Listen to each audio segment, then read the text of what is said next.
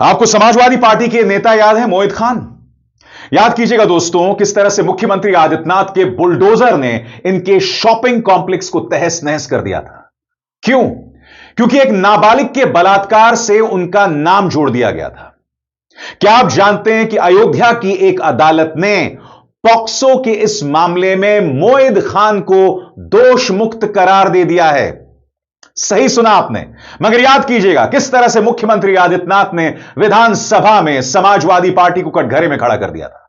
किस तरह से गोदी मीडिया ने पूरी कानूनी कार्रवाई के शुरू होने से पहले ही मोहित खान को दोषी मान लिया था।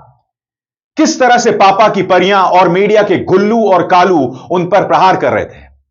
मैं नहीं भूला हूं किस तरह से उनके शॉपिंग कॉम्प्लेक्स पर बुलडोजर चलाया गया था।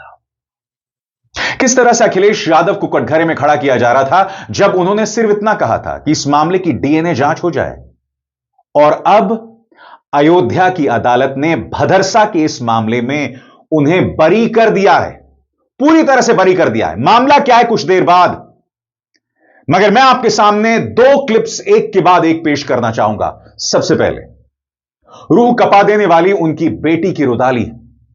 वो कह रही हैं कि अगर मेरे पिता दोषी हैं तो जांच करवाइए ना।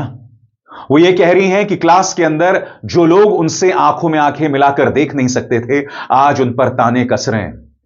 देखिए रूह कपा देने वाली उनकी बेटी की ये रुदाली।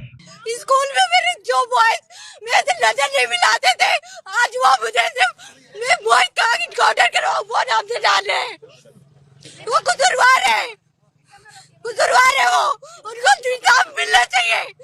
जिसका कसूर है उसको अरेस्ट नहीं करा गया है, सिर्फ राजनीति खेली जा रही है लड़कियों का, राजनीति खेली जा रही है। और बेटी वहां नहीं रुकी, उसने ये भी कहा डीएनए टेस्ट करवा लो। यही बात अखिलेश यादव कह रहे थे, यही बात अवधेश प्रसाद कह रहे थे, लगातार कहा जा रहा था। दोस्तों सुनिए उस बेटी की ये रुदाली। बिना डीएनए टेस्ट करे बुलडोजर चलवाया गया है। डीएनए टेस्ट करवाना है, बिना डीएनए टेस्ट करे कैसे अरेस्ट करा गया? जब तक कोई प्रूफ नहीं मिलेगा तब तक कैसे अरेस्ट किया गया? कसूरवार है, उनको छुड़वाया जाए, कसूरवार है वो।